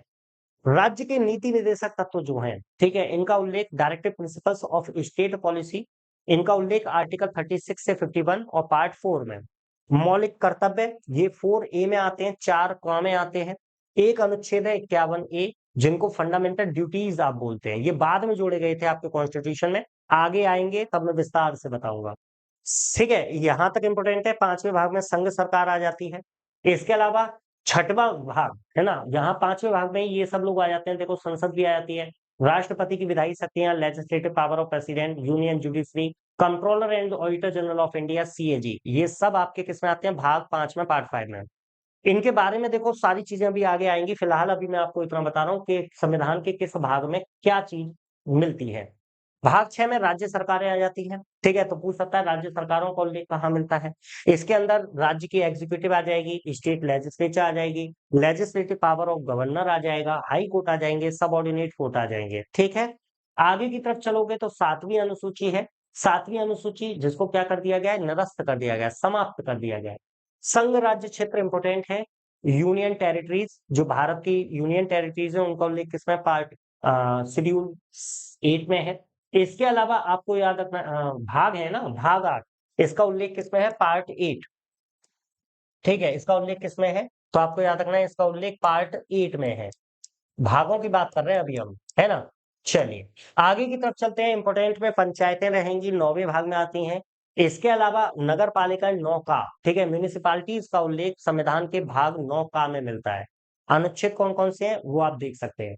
सहकारी समितियों का उल्लेख 9B के तहत किया गया है। संविधान का भाग 9 खा कह लो, 9B कह लो। 10वां भाग अनुसूचित और जनजाति क्षेत्रों के बारे में बताता है, यानी कि शेड्यूल एंड ट्राइबल एरियाज। संघ राज्य संबंध जो है, relation between the union and states, ये किसमें मिलता है, भाग 11, पार्ट 11। इसके बाद आगे की तरफ चलेंगे, भाग 12 ज्यादा इंपॉर्टेंट नहीं है, एक बार पढ़ लेंगे बस। इसमें फाइनेंस, प्रॉपर्टी, कॉन्ट्रैक्ट और सूट्स के बारे में बताया गया, वित्त, संपत्ति, संविदाएं और वाद, ज्यादा इंपॉर्टेंट नहीं है, पूछा कम ही जाता है। यहाँ पर याद रखिएगा 13वें में क्या आता है, भारत के राज्य क्षेत्र के भीतर व्यापार, वाणिज्य और समागम, trade, commerce and intercourse with in the territory of India.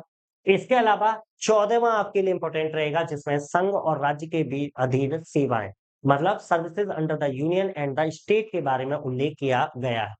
इसके बाद अधिकरण ज्यादा इंपॉर्टेंट नहीं है।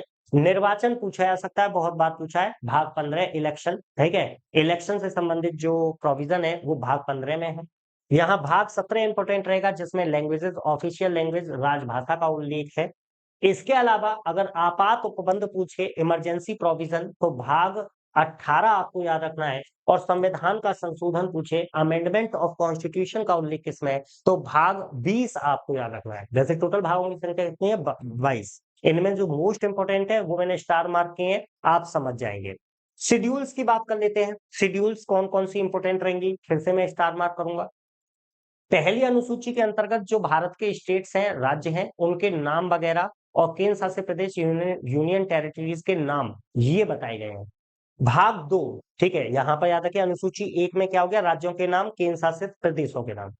दूसरी अनुसूची जो है, ये इंपॉर्टेंट है भाई, दूसरी अनुसूची जो है, इसमें क्या बताया गया है, तो याद रखिएगा दूसरी अनुसूची के अंतर्गत यहां पर आपको याद रखना है कि भत्ते, विशेषाधिकार और इससे संबंधित प्रावधान, मतलब जो कॉन्स्टिट्यूशनल पोस्ट हैं, राष्ट्रपति, राज्यपाल, है ना, स्पीकर या राज्यसभा के सभापति, ये सब जो है, इनके वेतन भत्तों का जो उल्लेख है वो किसमें है, आपके अनुसूची शेड्यूल 2 में। इसके बाद अनुसूची 3 इंपोर्टेंट में रखिएगा, इसमें क्या है, इसके अंतर्गत आपको याद रखना है कि शपथ या प्रतिज्ञान, ओथ का उल्लेख किया गया है। जो आपकी कॉन्स्टिट्यूशनल पोस्ट है उनके द्वारा जो ओथ ली जाती है, शपथ ली जाती है, और शपथ का उल्लेख किसमें है, आपके अनुसूची 3 में। इसमें कौन कौन आ जाएंगे, तो संघ के मंत्री आ जाएंगे, कैबिनेट जो मिनिस्टर होते हैं वो सब आ जाते हैं। इसके अलावा संसद के निर्वाचन हेतु अभ्यर्थी, संसद के सदस्य, पार्लियामेंट मेंबर, ये सब इसके अंदर आते हैं, इनकी शपथ का उल्लेख। इसके बाद आपको याद रखना है, अगला जो है ये अंग्रेजी वर्जन है इसी का। आगे की तरफ चौथी अनुसूची आती है, ये कहती है राज्यों केंद्र शासित प्रदेशों के लिए राज्यसभा में सीटों का आवंटन। भाई राज्यसभा में जो राज्य हैं या केंद्र शासित प्रदेश, यूनियन टेरिटरीज हैं, उनको कितनी कितनी सीट प्राप्त होंगी। ठीक है, कितनी कितनी सीट प्राप्त होंगी ये आप लोगों को याद रखना है। तो ये किसमें है, चौथी अनुसूची। 5वीं अनुसूची ज्यादा इंपॉर्टेंट नहीं है। 6वीं अनुसूची पूछी जाती है, 6वीं अनुसूची पूछी जाती है, याद रखिएगा। 6वीं अनुसूची में याद रखिएगा इसमें क्या बताया गया है, तो इसके अंतर्गत असम, मेघालय, त्रिपुरा, मिजोरम, 4 हैं। ठीक है, 4 हैं, असम, मेघालय, त्रिपुरा, मिजोरम, इनके जनजातीय क्षेत्रों के प्रशासन के बारे में बताया गया है। इसके अलावा 7वीं सूची में तीनों सूचियों का उल्लेख है। उन सूचियों का मतलब क्या होता है, लिस्ट का मतलब क्या होता है, संघ सूची, यूनियन लिस्ट क्या होती है, राज्य सूची, स्टेट लिस्ट क्या होती है, कॉन्करेंट लिस्ट यानी समवर्ती सूची क्या होती है, उनके बारे में आगे हम बताएंगे। वैसे याद रखिएगा, संघ सूची अगर यूनियन लिस्ट है तो यूनियन लिस्ट में अगर कोई सब्जेक्ट डाल दिया तो उस सब्जेक्ट पर लॉ बनाने का अधिकार पार्लियामेंट को आ जाता है। ऐसी राज्य सूची, स्टेट लिस्ट, अगर स्टेट लिस्ट में कोई विषय डाल दिया गया तो उस पर कानून कौन बनाएगा, स्टेट लेजिस्लेचर, राज्य की विधायिका बनाएगी। और अगर कोई विषय कॉन्करेंट लिस्ट, समवर्ती सूची में होता है तो उस विषय पर कानून बनाने का अधिकार पार्लियामेंट और जो राज्य की विधायिका है, स्टेट लेजिस्लेचर है, दोनों को होता है। उदाहरण के लिए शिक्षा, एजुकेशन, एजुकेशन कॉन्करेंट लिस्ट में आता है तो राज्यों की जो विधायिकाएं हैं, स्टेट लेजिस्लेचर है, वो भी उसका कानून बना सकती हैं और पार्लियामेंट भी बना सकता है। इनमें आपको याद रखना है, संघ सूची में विषयों की संख्या पूछ सकता है, 97 विषय है ना। वर्तमान में कितने हैं तो 98। पहले राज्य सूची में विषयों की संख्या 66, वर्तमान में कितनी है 59। समवर्ती सूची में पहले विषयों की संख्या 47 थी, अब कितनी है तो 52। विषयों की संख्या मोस्ट इंपोर्टेंट है, याद रखिए, विषयों की संख्या मोस्ट इंपोर्टेंट। 8वीं अनुसूची आपके लिए इंपोर्टेंट रहेगी, पूछा जाता है जो भारत की 22 भाषाएं हैं, ठीक है, भारत की 22 भाषाएं, उनका उल्लेख कहां पर है, ठीक है। तो भारत की 22 भाषाएं, उनका उल्लेख कहां पर है, तो अनुसूची 8 के अंतर्गत इनका उल्लेख किया गया है, ठीक है भाई। अनुसूची 8 पहले कितनी थी तो इनकी मूल संख्या 14 थी। इसके अलावा आपके लिए यहाँ पर याद रखना है 9वीं अनुसूची लैंड रिफॉर्म कानून से संबंधित थी, भूमि सुधार कानून से संबंधित थी। 10वीं अनुसूची इंपोर्टेंट रहेगी भाई, 10वीं, 11वीं, 12वीं, ये तीनों इंपोर्टेंट है।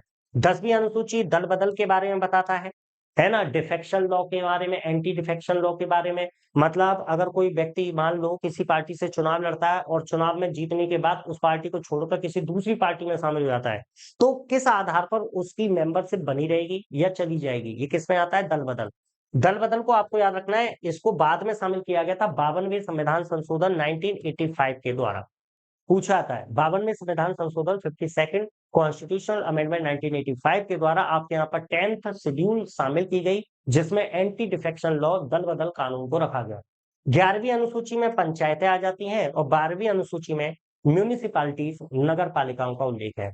पंचायतों के लिए 73वां संविधान संशोधन हुआ था, नगर पालिकाओं के लिए 74वां संविधान संशोधन हुआ। पंचायतों से संबंधित विषयों की संख्या 29 है और नगर पालिकाओं से संबंधित विषयों की संख्या 18 है। डायरेक्ट एग्जाम में क्वेश्चन आता है, पंचायतों से संबंधित विषयों की संख्या कितनी है, याद रखना 29। नगर पालिका से संबंधित विषयों की संख्या कितनी है, याद रखना 18।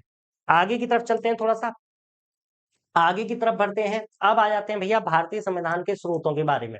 भाई आपको पता है भारतीय संविधान विश्व का सबसे लंबा संविधान है, जैसा मैंने आपको बताया। तो इसका जो निर्माण किया गया था, तो इसके निर्माण करते समय जो उस समय पर विश्व के अन्य संविधान थे, उन सभी कॉन्स्टिट्यूशन को स्टडी किया गया था और जो अच्छी अच्छी बातें थी जो हमारे देश में लागू की जा सकती थी, उनको शामिल किया गया था। तो एग्जाम में क्वेश्चन डायरेक्टली आएगा कि किस देश के संविधान से हमने क्या अडॉप्ट किया। तो देखिएगा, यहाँ पर गौर कीजिएगा, जो इंपोर्टेंट होगा मैं उसको गोला करता जाऊंगा, राउंड करता जाऊंगा, तो आप समझ लीजिएगा। ऑस्ट्रेलिया के संविधान से क्या लिया गया, यहाँ मोस्ट इंपोर्टेंट कॉन्करेंट लिस्ट है, समवर्ती सूची, कॉन्करेंट लिस्ट। इसके अलावा व्यापार, ट्रेड, वाणिज्य, कॉमर्स, समागम की स्वतंत्रता, संसद के दोनों सदनों की संयुक्त बैठक, ठीक है। इसमें एक बार को संयुक्त बैठक यानी ज्वाइंट सेशन पूछ सकता है, कहां से लिया गया। वैसे सबसे इंपॉर्टेंट समवर्ती सूची, कॉन्करेंट लिस्ट कहां से ली गई, ऑस्ट्रेलिया। जर्मनी से आपातकाल, इमरजेंसी प्रोविजन, इमरजेंसी प्रोविजन को कहां से लिया गया, जर्मनी के संविधान से। सोवियत संघ, ठीक है, सोवियत संघ यानी कि इसको यूएसएसआर, पूर्व यूएसएसआर बोलते थे। यहां से सबसे इंपॉर्टेंट है मूल कर्तव्य, फंडामेंटल ड्यूटीज को अडॉप्ट किया गया था और प्रस्तावना में जो सोशल, इकोनॉमिकल और पॉलिटिकल जस्टिस की बात की गई है, सामाजिक, आर्थिक, राजनीतिक न्याय की बात की गई है, वो भी यूएसएसआर के संविधान से है। फ्रांस के संविधान से क्या लिया गया, तो देखो गणतंत्र की व्यवस्था, मतलब रिपब्लिकन सिस्टम। इसके अलावा प्रस्तावना में स्वतंत्रता, समता, बंधुता, ठीक है, यानी कि फ्रीडम, इक्वालिटी और आपके फर्टिलिटी, ठीक है, उसको कहां से लिया गया है, बंधुता, ठीक है, उसको कहां से लिया गया है, फ्रांस से लिया गया है, ठीक है, कहां से लिया गया है उसको, फ्रांस के संविधान से लिया गया है। ये आपको याद रहेगा, ठीक है, यहां पर याद रखिए, ठीक है। बंधुता को क्या बोलते हैं, इसको फ्रेटर्निटी बोलते हैं, इसको क्या बोलेंगे, फ्रेटर्निटी, ठीक है।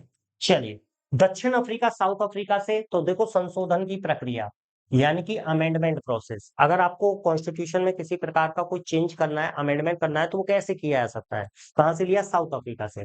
जापान से विधि द्वारा स्थापित प्रक्रिया यानी कि प्रोसीजर इस्टेब्लिश्ड बाय लॉ लिया गया है। भारत शासन अधिनियम 1935, इससे तो भैया बहुत सारी चीजें ली गई हैं। याद रखिएगा, भारत में जो इस समय पर पॉलिटिकल सिस्टम चल रहा है, उस पॉलिटिकल सिस्टम का ज्यादातर चीजें जो है वो 1935 के एक्ट से ही ली गई है। ये चीज याद रखिएगा। संघीय तंत्र यानी कि फेडरल सिस्टम आ जाता है, राज्यपाल का कार्यालय यानी कि गवर्नर ऑफिस आ जाता है, जुडिशरी आ जाती है, public service commission, emergency provision, ये सब आपके 1935 के एक्ट में शामिल थे। आगे की तरफ ब्रिटेन का संविधान आता है। संसदीय शासन बहुत बार पूछा था। पार्लियामेंट्री जो आपका सिस्टम है वो कहाँ से लिया गया? तो यहीं से। विधि का शासन यानी कि आपके जो सिस्टम, आपके कानून का शासन होगा, लॉ का काम होगा, या यहाँ पर कानून ही शासन करेगा, वो कहाँ से लिया गया है? वो भी ब्रिटेन से। एकल नागरिकता, सिंगल सिटीजनशिप, ये भी यहीं से लिया गया है। बाकी इतना इंपॉर्टेंट नहीं है, बाकी को केवल पढ़ ही रहिए। मंत्रिमंडल प्रणाली, परमाधिकार लेख, संसदीय विशेषाधिकार जिसको आप लोग पार्लियामेंट्री स्पेशल राइट्स बोल देते हैं, ये सब। और द्विसदनवाद, बाइकैमरल सिस्टम। संयुक्त राज्य अमेरिका यूएसए से मोस्ट इंपोर्टेंट मूल अधिकार, फंडामेंटल राइट्स का सिस्टम यहीं से है। न्यायपालिका की स्वतंत्रता, इंडिपेंडेंस ऑफ जुडिशरी यहीं से लिया गया। न्यायिक पुनरावलोकन का सिद्धांत यानी कि जुडिशियल रिव्यू का जो सिद्धांत है वो भी यहाँ से लिया गया। उपराष्ट्रपति का पद यानी वाइस प्रेसिडेंट ऑफिस यहीं से लिया गया। उच्चतम न्यायालय, उच्च न्यायालय के न्यायाधीशों का पद से हटाया जाना, राष्ट्रपति का महाभियोग। ठीक है। इम्पीचमेंट प्रोसेस जो है वो भी यहीं से ली गई, यूएसए से। यूएसए से मोस्ट इंपोर्टेंट क्या है? महाभियोग, इम्पीचमेंट, मूल अधिकार, फंडामेंटल राइट्स, न्यायपालिका की स्वतंत्रता यानी कि इंडिपेंडेंस या फ्रीडम ऑफ जुडिशरी कह लीजिए, न्यायिक पुनरावलोकन, जुडिशियल रिव्यू, ये मोस्ट इंपोर्टेंट है यूएसए से। आयरलैंड के संविधान से directive principles of state policy, नीति निर्देशक सिद्धांत लिए गए हैं। इसके अलावा इलेक्शन प्रोसीजर ऑफ प्रेसिडेंट लिया गया है, और इसके अलावा nomination of member of Rajya Sabha ये लिया गया है। कनाडा के संविधान से क्या लिया गया? तो कनाडा के संविधान से संघीय व्यवस्था, फेडरल सिस्टम, अवशिष्ट शक्तियों का केंद्र में निहित होना। ठीक है। रेजिडुअल पावर होती क्या है? अवशिष्ट शक्तियां क्या होती है? रेजिडुअल पावर क्या होता है? तो समझ लीजिए थोड़ा सा। ऐसा कोई सब्जेक्ट, ऐसा कोई विषय जो संघ सूची, यूनियन लिस्ट, राज्य सूची, स्टेट लिस्ट, कॉन्करेंट लिस्ट यानी कि समवर्ती सूची, तीनों में से किसी में ना आए तो उसे क्या कहते हैं? अवशिष्ट शक्ति, रेजिडुअल पावर। उस पर जो कानून बनाएगा वो कौन बनाएगा? फिर सेंटर बनाएगा, केंद्र बनाएगा।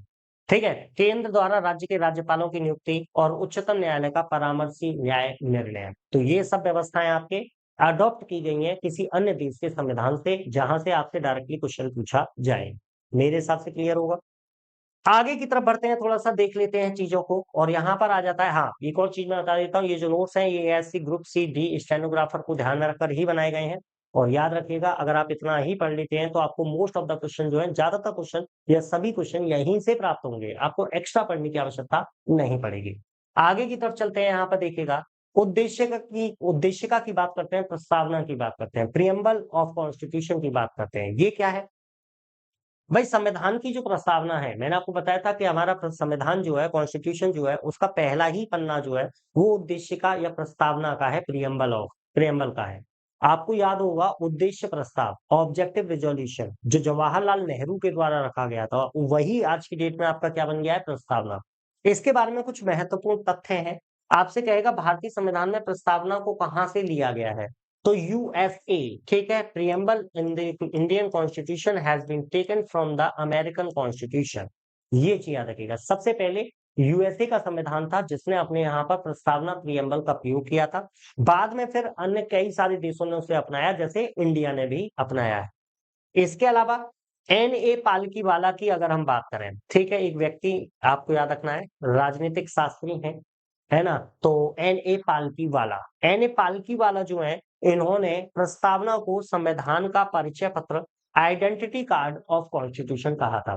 भाई एक चीज देखिएगा, जब आप बाजार से कोई नई किताब खरीद के लाते हो, तो उस किताब में आपने देखा होगा, सबसे पहला पन्ना जो होता है वो लिखा होता है आभार करके, संपादकीय करके, और वहां पर जो राइटर होता है वो ये लिखता है कि मैंने ये किताब क्यों लिखी, मैंने ये किताब किस लिए लिखी, अगर आप इस किताब को पढ़ते हैं तो आपको क्या फायदा मिलेगा। उसी तरीके से आपके संविधान का पहला पन्ना प्रियम्बल का है, प्रस्तावना का। अगर कोई व्यक्ति संविधान को पढ़ना चाहता है और वो पहला पन्ना पढ़ता है प्रस्तावना प्रियम्बल का, तो प्रियम्बल को पढ़ने से ही उसे ये पता लग जाएगा कि उसे आगे क्या मिलने वाला है।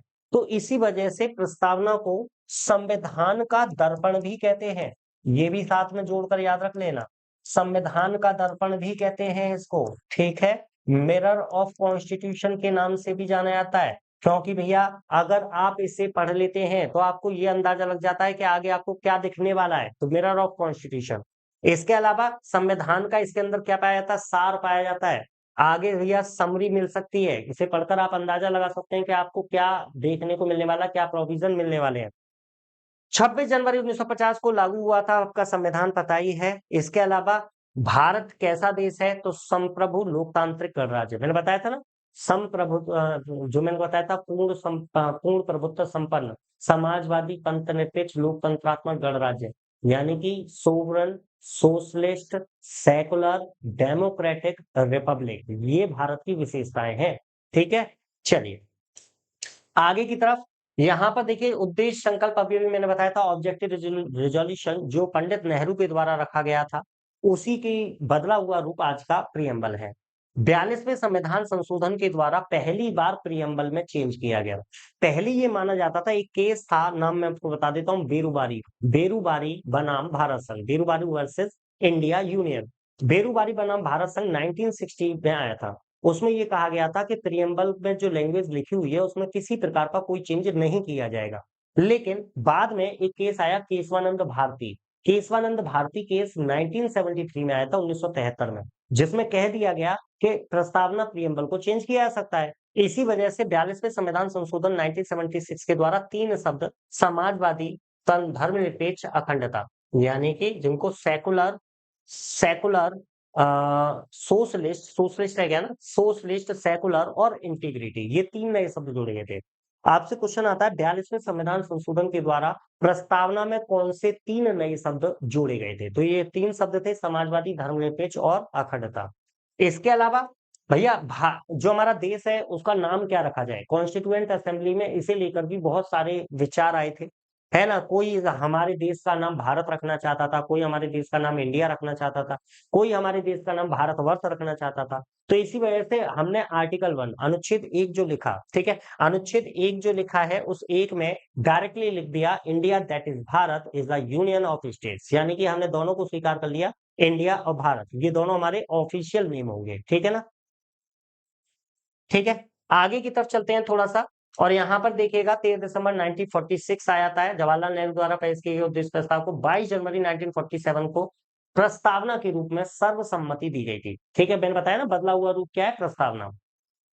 अच्छा, केशवानंद भारती मामले में मैंने बताया कि इसी मामले में सुप्रीम कोर्ट ने ये कहा था कि प्रियम्बल को चेंज किया जा सकता है, प्रियम्बल की भाषा में, लैंग्वेज में चेंज किया जा सकता है, लेकिन यहाँ पर साथ में देखिएगा कि संविधान के अन्य हिस्सों की तरह संसद द्वारा संशोधन के अधीन थे, बशर्ते संविधान संशोधन मूल संरचना को नष्ट ना करे। एक ये वाला शब्द याद रखिएगा, फंडामेंटल स्ट्रक्चर, बेसिक स्ट्रक्चर।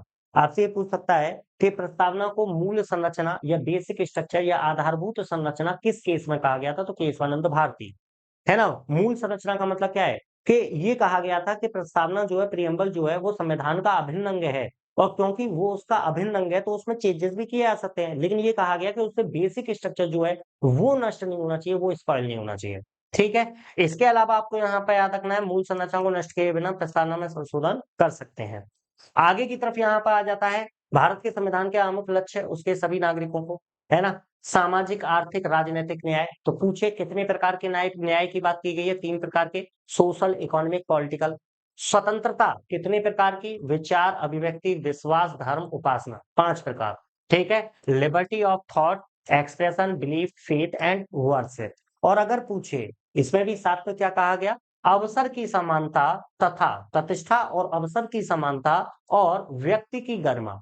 आपसे पूछ सकता है कि प्रस्तावना में प्रियम्बल में कितने प्रकार के इक्वालिटी की बात की गई है, प्रस्तावना प्रियम्बल में कितने प्रकार के फ्रीडम की बात की गई है, कितने प्रकार के जस्टिस की बात की गई है, ये क्वेश्चन बन सकते हैं। गणतंत्र का अर्थ क्या होता है, रिपब्लिक का अर्थ क्या होता है, पहले ही मैं आपको बता चुका हूं कि ऐसा कोई देश जिसका अपना खुद का कॉन्स्टिट्यूशन हो और जिसका कॉन्स्टिट्यूशनल हेड जनता के द्वारा, पब्लिक के द्वारा चुना जाए, वही देश रिपब्लिक होगा। ठीक है। भारत के संविधान की प्रस्तावना में न्याय 3 प्रकार का है, अभी भी मैंने बता ही दिया है। भारतीय संविधान धर्मनिरपेक्षता को सकारात्मक अवधारणा। हाँ, एक और क्वेश्चन आपसे अगर ये क्वेश्चन आए कि भारत में धर्मनिरपेक्षता का अर्थ क्या है, तो भारत में धर्मनिरपेक्षता का अर्थ ये बताया गया है कि भारत का अपना कोई धर्म नहीं है, लेकिन भारत हर धर्म का सम्मान करता है। ये आपको याद रखना है। इसके अलावा एक व्यक्ति का नाम यहाँ पर याद रखिएगा, sir Ernest Barker. Sir Ernest Barker ने प्रस्तावना को संविधान का की नोट टू द कॉन्स्टिट्यूशन कहा था, संविधान की कुंजी। ठीक है, क्योंकि इसी के बाद में आपको प्रेम्बल पढ़ने को मिलता है, तो संविधान का की नोट किसको कहा गया? सर अर्नेस्ट बार्कर ने कहा है। इसके अलावा यहाँ पर आपको याद रखना है, आगे की तरफ चलते हैं, आगे की तरफ चलते हैं, और यहाँ पर एक व्यक्ति है एम हिदायतुल्लाह। प्रस्तावना संयुक्त राज्य अमेरिका की संयुक्त स्वतंत्रता की घोषणा से मिलती जुलती है, लेकिन एक घोषणा से अधिक है। वास्तव में जो आपके एम हिदायतुल्लाह हैं, उन्होंने प्रियम्बल की इंपोर्टेंस को बताने का प्रयास किया था कि प्रियम्बल की इतनी इंपोर्टेंस क्यों है। एम हिदायतुल्लाह के बारे में एक फैक्ट है कि सुप्रीम कोर्ट के ये मुख्य न्यायाधीश रहे थे, और इन्होंने एक्टिंग प्रेसिडेंट के रूप में, यानी कि कार्यकारी प्रेसिडेंट के रूप में भी काम किया था, जब जाकिर हुसैन जो आपके राष्ट्रपति थे, प्रेसिडेंट थे, उनकी क्या हो गई थी? मौत। आगे की तरफ चलते हैं थोड़ा सा, यहाँ पर देखिएगा तो भैया 1950 में संविधान के प्रारंभ होने पर ये 2 शब्द नहीं थे, बाद में इनको जोड़ा गया। अभी भी मैंने बताया 42वें संविधान संशोधन के द्वारा 1976 में। इसके अलावा यहाँ पर ये शब्द मैं ऑलरेडी आपको बता चुका हूँ, है ना। इस विशेष शब्द का उल्लेख, याद रखिए, भारतीय संविधान की प्रस्तावना में पीपुल्स शब्द का उल्लेख नहीं है। पीपल शब्द का उल्लेख नहीं है। पीपुल शब्द का उल्लेख कहां पर है? तो चीन के संविधान में किया गया है। ऐसा बुमई केस, इन्होंने भी ये माना था कि भैया प्रस्तावना प्रियम्बल संविधान का अभिन्न अंग है, मतलब जिसको अलग नहीं किया जा सकता। और केशवानंद भारती के केस में मैं आपको बता चुका हूं कि संविधान की प्रस्तावना को चेंज करने के योग्य माना गया था। 13 न्यायाधीश बैठे थे जिन्होंने बैठकर ये जजमेंट दिया था। इसके अलावा एक व्यक्ति है ठाकुरदास भार्गव। इनके बारे में इतना आपको याद रखना है कि ठाकुरदास भार्गव जो है, इन्होंने प्रस्तावना को, प्रियम्बल को संविधान की आत्मा, सोल ऑफ कॉन्स्टिट्यूशन कहा है। आगे की तरफ यहाँ पर तो भैया अनुच्छेद 14 से 18 के तहत तटस्थ समता के अधिकार के विभिन्न प्राधिकारों के तहत सामाजिक समानता, 14 से 18 हम लोग मूल अधिकार फंडामेंटल राइट में आगे कंप्लीट करेंगे, आगे आएगा ये सब, है ना। ये सारी चीजें मैं आप लोगों को कंप्लीट कर चुका हूँ। 29 अगस्त 1947 को संविधान सभा ने बी आर अम्बेडकर की अध्यक्षता में 7 सदस्यीय प्रारूप समिति का गठन किया था। ये हम पहले भी पढ़ चुके हैं। आगे की तरफ यहाँ पर आपके ये शुरू हो जाते हैं संघ और राज्य क्षेत्र के बारे में, लेकिन भैया इसको हम लोग नेक्स्ट टॉपिक के रूप में लें तो ज्यादा अच्छा है। ठीक है, इसको हम लोग नेक्स्ट टॉपिक के रूप में रखें तो वो ज्यादा अच्छा है। तो आज यहीं तक हम लोग रखते हैं, आज हम लोग यहीं तक रखते हैं। दूसरे लेक्चर में इससे आगे हम लोग स्टार्ट करेंगे। तब तक के लिए जय हिंद, जय भारत।